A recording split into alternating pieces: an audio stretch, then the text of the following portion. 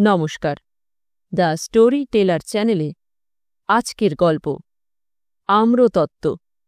লেখক প্রভাত কুমার মুখোপাধ্যায়। রচনাকাল কার্তিক ১৩২৪ বঙ্গাব্দ। গল্প পাঠে আমি অনিন্দিতা। দানাপুর স্টেশনের অনতি দূরে ইংরাজটোলায় লালতালি আচ্ছাদিত লম্বা ধরনের একখানি একতলা পাকা বাড়ি। ইহা রেলওয়ে গার্ডগণের জন্য নির্মিত রেস্ট হাউস বা বিশ্রামগৃহ। সারি সারি অনেকগুলি প্রকোষ্ঠ, সম্মুখে ও পশ্চাতে লম্বা টানা বারান্দা। বাড়িটির পশ্চাৎ ভাগে দেশি খোলার ছাপ্পরযুক্ত কয়েকখানি ঘর, তাহার মধ্যে একটা বাবুর্চিখানা, অপর কয়েকখানি ভৃত্যগণের অবস্থানের জন্য। সম্মুখ ভাগে খানিকটা খোলা জমির উপর ফুলের বাগান, দুইটি বড় বড় কৃষ্ণচূড়ার গাছ সর্বাঙ্গে ফুল ফুটাইয়া বাতাসে দুলিতেছে। বাকিগুলির অধিকাংশই বিলাতি ফুলের ছোট গাছ, দু একটি দেশি ফুলও আছে। আষাঢ় মাস, আকাশে মেঘ করিয়া রহিয়াছে। সম্মুখের বারান্দায় লোহার খাটের নেটের মশারির মধ্যে গার্ড ডিসুজা সাহেব নিদ্রিত। মাঝে মাঝে ফুরফুরে হাওয়ায় সে মশারি কাঁপিয়া উঠিতেছে। রাত্রি ২টার সময় মোগলসরাই হইতে ২৬ নম্বর মালগাড়ি লইয়া ডিসুজা সাহেব দানাপুরে আসিয়াছিলেন। অদ্য বেলা ১০টায় আবার ১৫ নম্বর লোকাল প্যাসেঞ্জার লইয়া তাহাকে মোগলসরাই ফিরিতে হইবে। বেলা ৮টা বাজিল, রৌদ্র নাই, তাই বেলা বুঝা যাইতেছে না। বাংলোর খানসামা নগ্নপদে ধীরে ধীরে আসিয়া সাহেবের শয্যার নিকট দাঁড়াইল। লাল ডোরাকাটা কানপুর টুইলের পায়জামা স্যুট পরিয়া সাহেব গভীর নিদ্রায় মগ্ন। কোটের বুকের অধিকাংশ বোতামি খোলা। খানসামা ডাকিল, হুজুর। হুজুরের সাড়া নাই। খানসামা আবার ডাকিল, ৮ বাজ গিয়া সাহেব, জাগিয়ে। অবশেষে খানসামা মশারির ভিতর হস্ত প্রবেশ করাইয়া দিয়া সাহেবের হাঁটু ধরিয়া নাড়া দিয়া বলিল, জাগিয়ে হুজুর, ৮ বাজ গিয়া। সাহেব তখন চক্ষু খুলিলেন। একটি হাই তুলিয়া বালিশের নিচে হইতে নিজ বৃহদাকার সরকারি ওয়াচটি বাহির করিয়া দেখিলেন ৮টা বাজিয়া ১২ মিনিট। সাহেব বিছানায় উঠিয়া বসিয়া বলিলেন, গোসল ঠিক করো। ঠিক হ্যাঁ হুজুর, এই বলিয়া খানসামা চলিয়া গেল। সাহেব শয্যা হইতে নামিয়া কক্ষ মধ্যে প্রবেশ করিয়া হুক হইতে ঝুলানো নিজ কোটের পকেট হইতে পাইপ, দেশলাই ও তামাকের পাউচ বাহির করিয়া লইলেন। ভিতরের বুক পকেটে একখানি চিঠি ছিল, তাহাও বাহির করিলেন। একখানি ইজি চেয়ারে বসিয়া পাইপ ধরাইয়া পত্রখানি খুলিয়া সাহেব পড়িতে লাগিলেন। পত্রখানি মজফ্ফরপুর স্টেশন মাস্টারের কন্যার, কুমারী বার্থা ক্যাম্বেল কর্তৃক লিখিত। বার্থার সহিত ডিসুজা সাহেব গত এপ্রিল মাস হইতে বিবাহপণে আবদ্ধ। অক্টোবর মাসে ডিসুজা সাহেব ১ মাস ছুটি ডিউ হইবে। ছুটি হইলেই বিবাহ ও সিমলা শৈলে গিয়া মধুচন্দ্র যাপন স্থির হইয়া আছে। পত্রখানি আজ ৩ দিন হইতে সাহেবের পকেটে পকেটে ঘুরিতেছে। ফেরত ডাকে উত্তর দিবার জন্য অনুরোধ ছিল, তাহা হইয়া ওঠে নাই। আজ উত্তর দিয়া পত্রখানি ডাকে ফেলিতেই হইবে। পাইপ শেষ করিয়া ক্ষৌরকার্য ও স্নানাদি অন্তে সাহেব যখন বাহির হইলেন তখন ৯টা বাজিয়া গিয়াছে। মোকামা মোগলসরাই লোকালখানি ঠিক ৯:৩০ সময় দানাপুরে পৌঁছিবে। সেই সময় স্টেশনে উপস্থিত হইয়া ট্রেনের চার্জ বুঝিয়া লইতে হইবে। সুতরাং পত্রলেখার বাসনা পরিত্যাগ করিয়া সাহেব হাজুরি আনিবার হুকুম করিলেন। পত্রলেখার সময় হইল না বলিয়া সাহেবের মনটা কিছু অপ্রসন্ন। তাহার মুখভাব হইতে স্পষ্টই ইহা বুঝা যাইতেছিল। খাদ্যদ্রব্যের প্রথম কিস্তি টেবিলে আসিল। 2খানি টোস্ট, মাখন ও চা, 2টি আন্ডা বাইল ছিল। সাহেব প্রথম ডিম্বটি ভাঙিয়া দেখিলেন পচা। তাহা সরাইয়া রাখিয়া দ্বিতীয়টি ভাঙিয়া মাখন ও টোস্ট সহযোগে ভক্ষণ করিতে করিতে জিজ্ঞাসা করিলেন, অর ক্যা হ্যায়? খানসামা উত্তর করিল, মটন চাপ হ্যায়, ঠান্ডা রোস হ্যায়, কারি ভাত হ্যায়। বলিতে বলিতে খানসামার সহকারী একটি ঢাকা পাত্রে মটন চপ টেবিলে রাখিল। সাহেব ৩-৪খানি চপ প্লেটে তুলিয়া লইয়া ছুরি দিয়া কাটিয়া মুখে তুলিলেন। খানিক চর্বণ করিয়া বলিলেন, বহুত কড়া হ্যায়, মটন নেই হ্যায়। খানসামা বলিল, গোট মটন হ্যায় হুজুর, আসল মটন আজ মিলা নেই। সাহেব দ্বিতীয় একখানি চপ কাটিয়া চর্বণ করিবার বৃথা চেষ্টার পর রাগিয়া বলিলেন, ले जाओ, फेंक दो, कुत्तों को मत दो, उसका दांत टूट जाएगा। খানসামা প্লেট উঠাইয়া লইয়া সহকারীকে বলিল, রোস্ট লাও, কারি ভাত লাও, জলদি। গতরাত্রে রোস্ট করা লেগ অফ মাটনের কিয়দংশ ছিল, তাহা হইতে টুকরা 2 কাটিয়া সাহেব ভক্ষণ করিলেন। ভালো লাগিল না। সাহেব তখন কারি ভাত চাহিলেন। মুরগির কারির পাত্র হইতে হু হু করিয়া ধোয়া উঠিতেছে। প্লেটে লইয়া মুখে দিয়া দেখিলেন, চর্বণ করা তাহার কম্য নয়।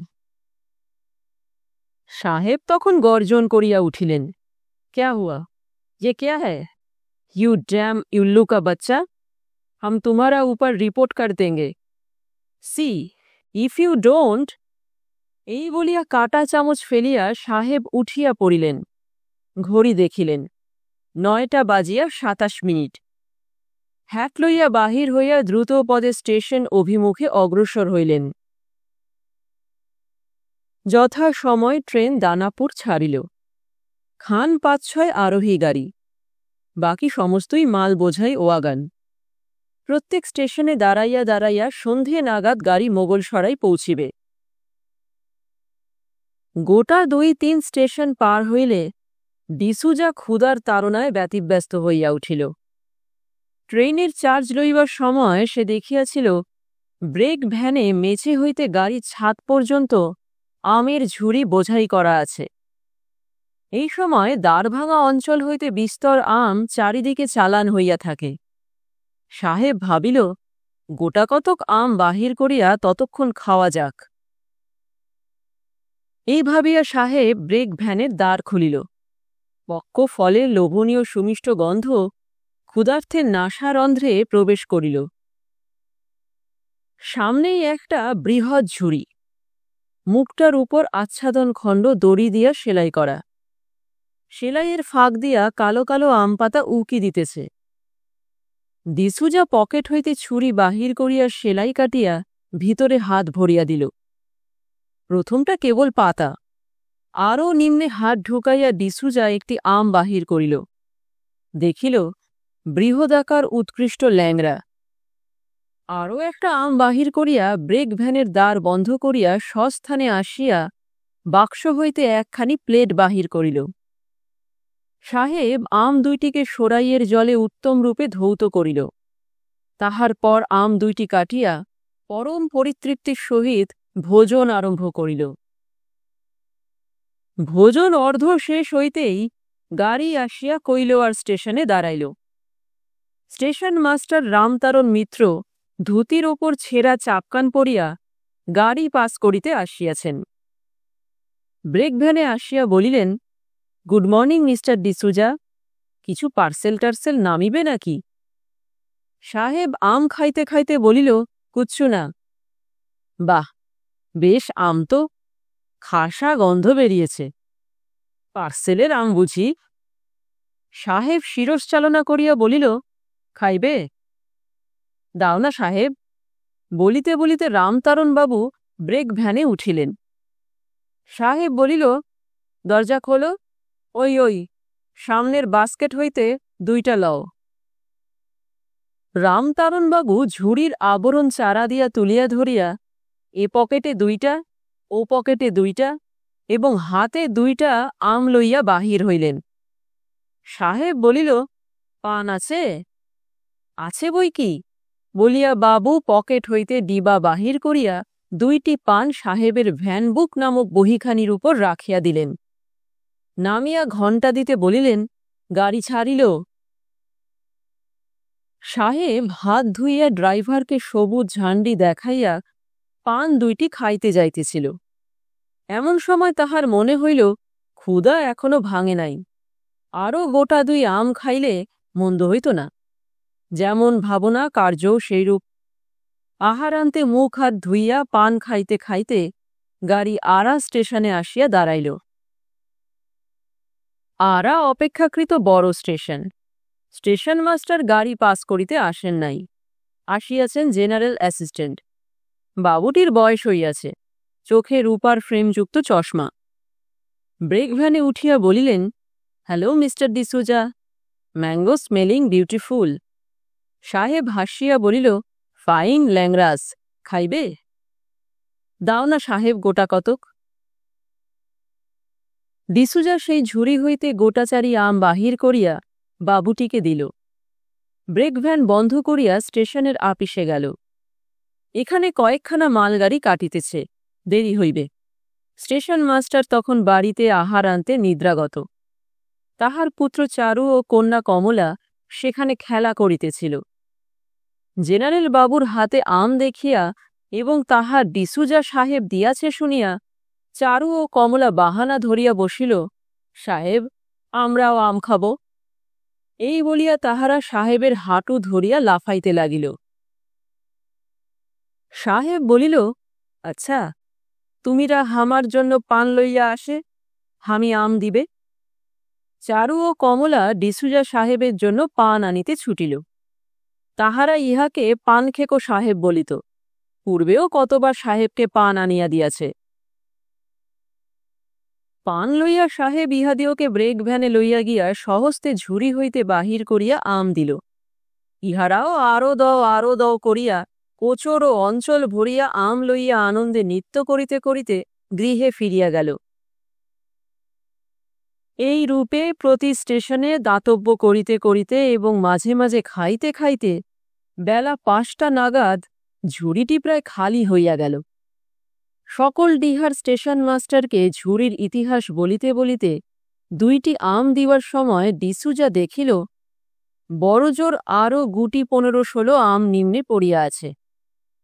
স্টেশন মাস্টারবাবু বলিলেন, তা সাহেব, দিলে দিলে একটা ঝুড়ি থেকেই সব দিলে কেন? এত ঝুড়ি তো রয়েছে, ভাগাভাগি করে নিলেই তো হতো।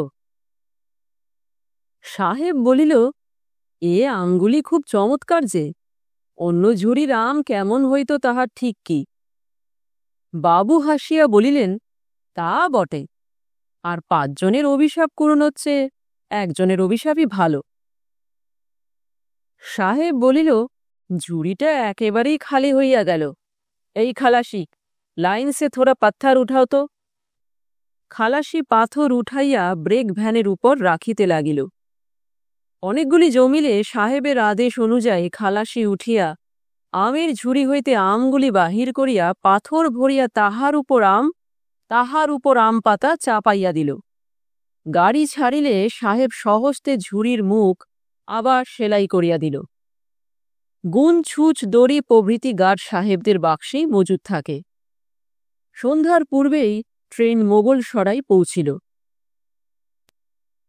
কাজকর্ম সারিয়া বাড়ি যাইবার পূর্বে ডিসুজা কেলনারের হোটেলে গিয়া 1 পেয়ালা চা হুকুম করিয়া রুটিতে মাখন মাখাইয়া খাইতে আরম্ভ করিয়া দিল। চা পানান্তে বাহির হইয়া বাড়ি যাইতেছিল। পথে রেলওয়ে ইনস্টিটিউটের কাছে 2 জন বন্ধু তাহাকে গ্রেপ্তার করিল। বলিল, চলো 1 হাত পোকার খেলা যাক। ইনস্টিটিউটে পানীয় মিলে, তাহার নগদ দামও দিতে হয় না। ডিসুজা সহজেই সম্মত হইল। 2 বাজি পোকার খেলিতে ও কয়েক পাত্র হুইস্কি পান করিতে রাত্রি 8:30 বাজিয়া গেল। ডিসুজা তখন বলিল, বাড়ি যাই, আমার ক্ষুধা পাইয়াছে। বাড়িতে কেবল ডিসুজার বৃদ্ধা মাতা আছেন। বাংলোয় পৌঁছিয়া ডিসুজা দেখিল তাহার মাতা রাগিয়া আগুন হইয়া বসিয়া আছেন। মেঝের উপর আমের একটি ঝুড়ি, আশেপাশে আম পাতা ছড়ানো। এক স্থানে গুটি 15-16 আম এবং এক বোঝা পাথরের টুকরো। মত্ত অবস্থায় ডিসুজা ব্যাপারটা ঠিক বুঝিতে পারিল না। মিসেস ডিসুজা বলিলেন, এই যে জন, কোন ট্রেনে ফিরিলে? ডিসুজা এ কথার উত্তর না দিয়া বলিল, এ বাস্কেট কোথা হইতে আসিল? মজফ্ফরপুর হইতে। আজ দ্বিপ্রহরে তোমার হবু শ্বশুরের পত্র পাইলাম। 150টা ভালো ল্যাংরাম পাঠাইতেছেন। খুব সম্ভব 15 নম্বরে তাহা এখানে আসিয়া পৌঁছিবে। লিখিয়াছিলেন, রশিদ ডাকে বিলম্ব হইতে পারে। 15 নম্বর আসিলে লোক পাঠাইয়া যেন ঝুড়িটা আনাইয়া লই। ট্রেন পৌঁছিবার 8 ঘণ্টা পরেই আমি স্টেশনে গিয়া বাস্কেট আনিলাম। আনিয়া খুলিয়া দেখি আম সব চুরি গিয়াছে। আমের স্থানে পাথর বোঝাই করিয়া দিয়াছে। দেখো দেখি কাণ্ড। 15 আপে গার্ড কে ছিল, খবর নাও তো।